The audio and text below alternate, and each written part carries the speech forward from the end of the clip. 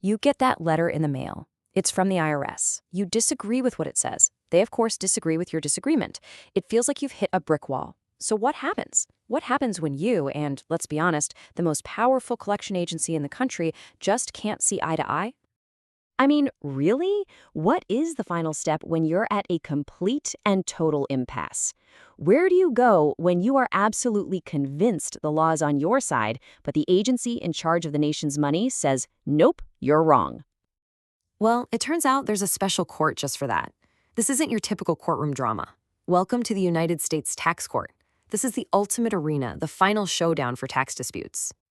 But how in the world do you even get your day in court? It's not like you can just file a lawsuit against the IRS on a whim. Oh no, you have to run a very specific and frankly pretty tricky administrative gauntlet first. So one of the main ways in is through something called a collection due process hearing, or a CDP hearing. It all kicks off when you get a really serious letter, like a final notice of intent to levy. The clock starts ticking, and you've usually got just 30 days to request a hearing.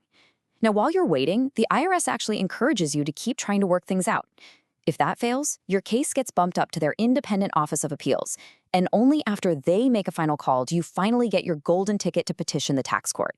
It's a whole process designed to solve things before a judge ever has to get involved. And here's the crazy part. This whole high-stakes journey can hinge on getting the absolute basics right.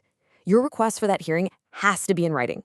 Yeah, there's a form for it, Form 1215-3, but any written request can work as long as it has your name, your address, and your taxpayer ID. If you forget one of those simple things, your whole case could be over before it even starts. That piece of paper is literally your key to everything that follows. All right, so you probably think the tax court just deals with audits and, whether you can deduct your home office. But if you take a peek at their docket, it's this fascinating slice of American financial life. We're talking everything from retirement accounts to massive international deals. Seriously, the court's reach is just huge. This is where the dense, complicated fine print of tax law crashes into the messy, real world of people's lives and businesses. For example, in one case, the court was looking at a whistleblower award. And because the whistleblower's info was so critical to the investigation, the court stepped in and ruled that, quote, the award amount is increased to 22% of what the IRS collected. That's a real person getting a much bigger check, all because of a tax court decision. And the personal stakes can get even crazier. Imagine you're rolling over your IRA. You make one little mistake during that 60-day window, and suddenly it's a potential disaster. The court had to decide if a botched transfer meant a retirement account worth nearly $2 million was suddenly a fully taxable event. We're talking life-changing money just hanging in the balance. But it's not just personal finance. The court dives right into the deep end of corporate deals with things like, variable prepaid forward contracts. And in one major case, they dropped this amazing line when a company tried to replace one complex contract with another. Uncertainty replaced with uncertainty does not close the transaction. You basically can't just keep kicking the tax can down the road by swapping one mystery box for another. So, with this insane variety of cases, how does the court actually decide?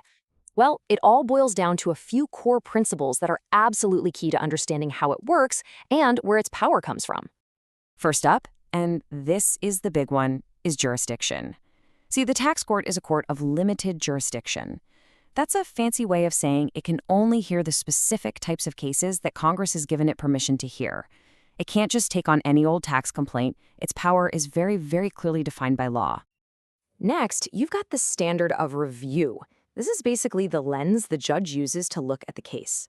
If they're reviewing an IRS collection action, they use something called an abuse of discretion standard. The question there isn't what would I have done, it's was the IRS decision totally arbitrary or baseless? But if the fight is about the actual tax bill itself, the court uses a de novo review. That means they take a completely fresh look at everything, from scratch, giving zero special treatment to what the IRS originally decided. Totally different approaches. And what are they looking at? It all comes down to what's called the administrative record. Think of this as the official paper trail. Every single document, letter, and piece of evidence that was created during the whole IRS process before you even got to court. In most cases, the court's decision is going to be based only on what's already in that file. Okay, so let's zoom out. We've talked about the how and the what. But why does any of this really matter? Why is this court, with all its quirky rules, so important? Well, it's all about balancing the scales of power. Just look at this number, over $5 million. That was a penalty that the court was asked to look at in a single case. And you know what the wildest part is? The actual tax bill it was based on had already been thrown out. But the court still had the power to rule on whether that massive $5 million penalty was valid. It just goes to show you, the stakes are absolutely immense, and every move the IRS makes can be put under the microscope. And at the end of the day, that's the court's most important job. It's a crucial check on the IRS. In a system where one agency has such enormous power to assess taxes and collect money, this court makes sure that power isn't unlimited. It's there to ensure the IRS follows the law and to give every single taxpayer a neutral place to be heard. And all of this brings us to one last big question. The tax system is this machine of almost unimaginable power and complexity. The tax court is there to inject a necessary dose of fairness into that machine. Which really makes you think, in a system that vast, what is the ultimate price of making sure everyone gets a fair shot?